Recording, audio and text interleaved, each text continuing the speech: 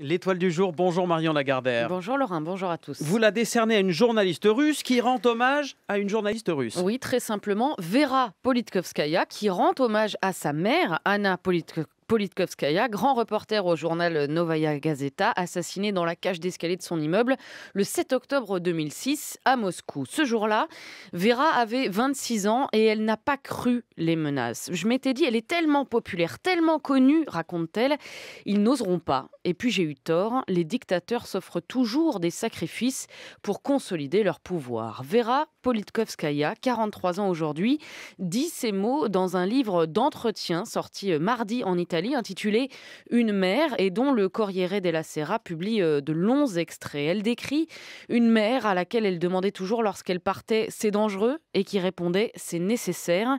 Une journaliste qui a toujours gêné Vladimir Poutine bien sûr, mais gêné aussi ses lecteurs parce que ma mère, écrit-elle, voulait dire la vérité et la vérité souvent n'est pas une bonne nouvelle. Le sort des soldats par exemple pendant la guerre en Tchétchénie, les morts, la vie des pauvres gens, la corruption des potentats locaux. Ce qu'a dit Anna Politkovskaya aux Russes, c'est que beaucoup de problèmes ne sont pas forcément le fait de l'Occident décadent, comme le répétaient et le répètent encore les chaînes de télé.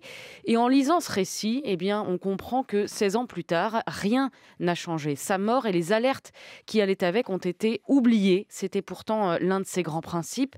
La seule façon de protéger la liberté, disait-elle, c'est de combattre le mensonge et de dire la vérité coûte que coûte, quoi qu'il arrive. Les années ont passé, Vera est restée à Moscou, elle a eu une fille, et puis l'invasion en Ukraine a commencé et le nom Politkovskaya est redevenu une cible jusqu'à recevoir des menaces de mort. Alors elle est partie dans un lieu sûr qu'elle préfère tenir secret et c'est un crève-cœur. Je n'ai jamais voulu partir, explique-t-elle. La Russie est le pays des assassins de ma mère, certes, mais c'est aussi le mien. C'est donc avec l'espoir de rentrer qu'elle a fait ses valises, un exil dans lequel elle a tout de même gagné une chose, le fait d'écrire plus librement, de parler plus librement et donc, conclut Vera, de pouvoir honorer la leçon que m'a donnée ma mère, être courageuse et toujours appeler un chat, y compris les dictateurs.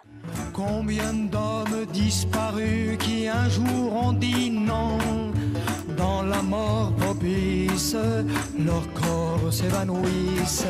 On ne se souvient ni de leurs yeux, ni de leur nom. Renaud Dely. Ça, c'est toute ma jeunesse. Ça.